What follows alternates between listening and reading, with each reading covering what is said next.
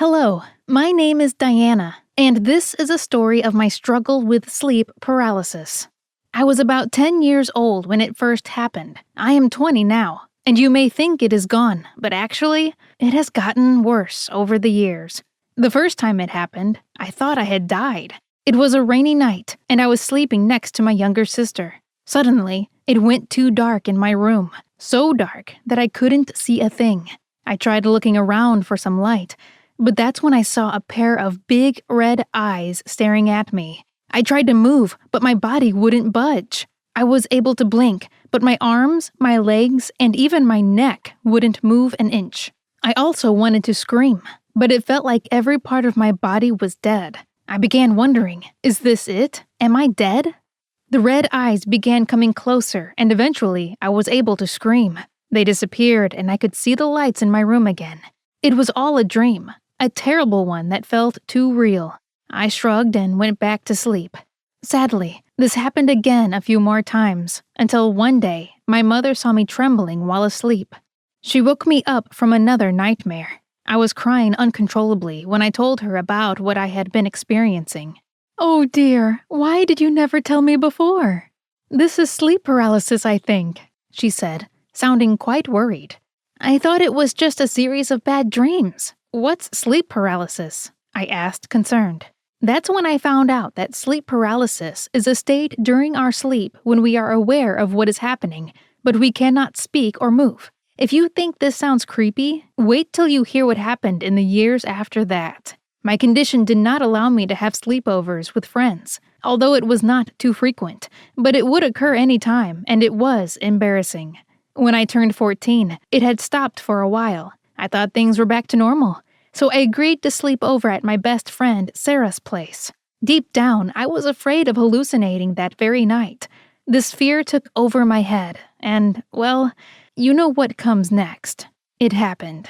Just as all the high school kids do, we ended up watching a horror movie. I was hesitant at first, but then Sarah's older brother, Oliver, joined us, and, well, I kind of liked him.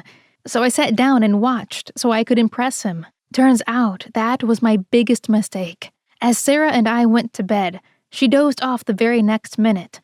I stayed up a while and stared at her window, which seemed eerie. A while later, I saw a hand emerge out of it. What? I rubbed my eyes, and it was still there. It signaled me to come over. I looked closely, and it didn't seem like a human hand, but more of a hand of some alien-like creature. I was hallucinating about what I saw in the movie? I tried to get up and go check it out, but my legs wouldn't budge. Oh no, it was happening again. I started to panic as my entire body lay there numb. I tried calling out to Sarah, but even my lips wouldn't move. Terror took all over me. I looked at the window and the hand was still there. I screamed.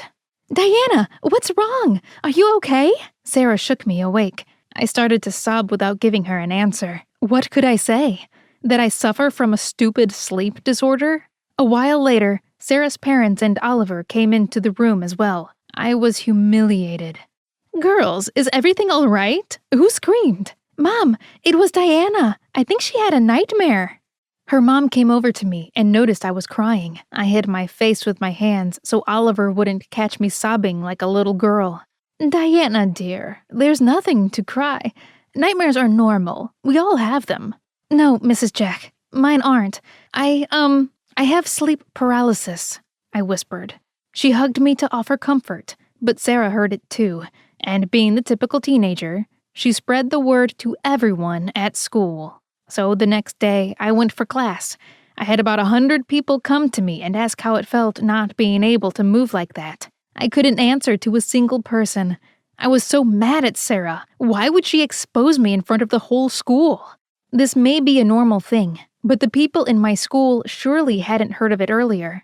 This upset me so much that I started skipping school, and because my mind was so troubled, I also lost my grades. I was unable to focus on anything, and even ruined my diet. I used to be a regular at the school running team, but because I was always sleep deprived, I lost my stamina and couldn't run anymore. And so, there was a nightmare every other day. I started sleeping next to my mom, who would keep an eye on me whenever I started wincing. It was causing me physical pain now. It drove me insane. My parents eventually took me to a therapist, who then convinced me that I wasn't the only person with this problem. There were many. Some of the main reasons behind it are lack of sleep, a disturbed sleep schedule, or as a side effect of certain medicines. I then realized what my problem was. I slept way less than people my age should. I am an early bird, so I have never been in bed till late. I am usually up by 6 a.m., and that requires me to sleep by 10 p.m., which is what I try to do, but given my fear of nightmares, I usually stay up pretty late. Some days, I even fall asleep during the day because of having stayed up the entire night. I told my therapist everything, and he suggested me some antidepressants that help relax the mind so we can fall asleep. The medicines have been a great help. I am now able to get a good 7 to 8 hours of sleep, and on proper timings. It has helped me gain my focus back at studies, and also get my spot on the track team again. In fact, guess who got the first prize at the annual running event in college this year? That's right, it was me. Although a lot has improved, but things aren't completely smooth even now. I still avoid sleepovers, and I have to be regular with my medicines, or else the terrors come back. As for my friend Sarah, she and I drifted away after that incident. I am in college now, but many people from my school still remember it and bully me, saying that I am cursed with a demon. I don't let these statements bother me anymore. I am studying psychology, and I have thoroughly studied my problem. I now know it was not unusual of me to experience it. In fact, I myself triggered it to occur often by not sleeping properly after the first few times. I have a lot of friends at college, and also a great boyfriend who is fully supportive of me. His name is Jackson, and we connected when he announced in the class of having gone through similar episodes of sleep paralysis. He said it led him to severe depression, to the point where he went suicidal. So I confronted him after class and told him of my journey. I guess it's pretty comforting hearing from someone that they understand you as they have been through it themselves. I also studied that in the ancient times, people actually did link this disorder to an evil presence. Turns out, this is where the bullies in my class found out why they should call me cursed. But hey, it's just a myth. If you or a loved one happen to suffer from it, there is no need to worry. Try setting up a good sleep routine, or if that doesn't work, then do not hesitate to visit a doctor for it. Now that I look back at my childhood, I realize it wasn't right of me to keep it hidden from my parents that long. They also asked me to visit a doctor for it, but I would refuse, thinking I was not normal. If I had listened to them earlier, it would have saved me all those teenage years that I spent feeling lonely. Tell me in the comment section if you liked my story, or if you could relate to it and found it helpful.